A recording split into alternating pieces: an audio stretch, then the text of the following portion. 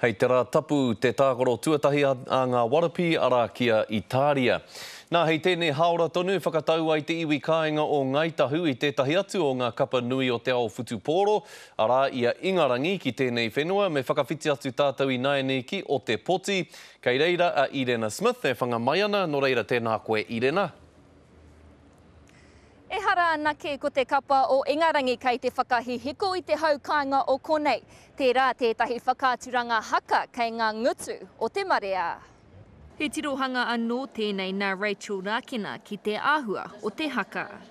You put a coin into the slot, there's a slot up here, and then you look into 3D glasses and see on a 3D screen a haka that's performed by one of our Māori leaders.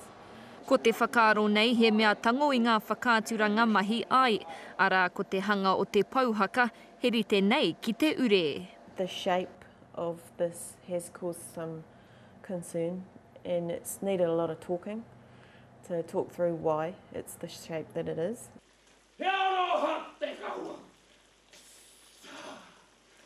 Engari anō mō ngā kaihaka i tā koha i o rātou pukenga ki te kaupapa, kei te kitea te hohonuitanga o ngā mahi. Rangirua ko whakaaro i te tromotanga mō tēnei kaupapa.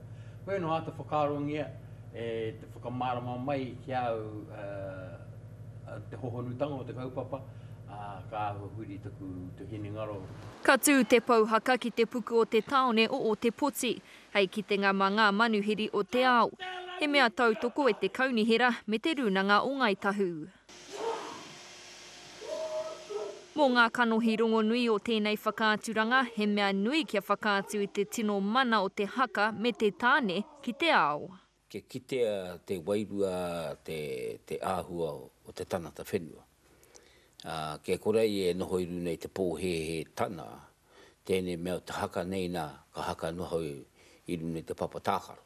But it is a symbol of manhood, really.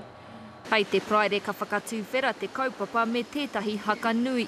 Ka wātea mo te iwi whānui mo te roanga ake o te ipu o te ao. I tēnei wā kei te whakarite te haukainga ki te whakatau i a Ingarangi, ki konei ki te horo taone. Mā ngā kura tuarua o Kingi me Queenie te pōhiri, a ko wai atu i a Shontaine Hape te kanohi Māori i wainga i te kapa Scotty. Kia ora rā koe Irena Smith tērā e te iwi i o te poti.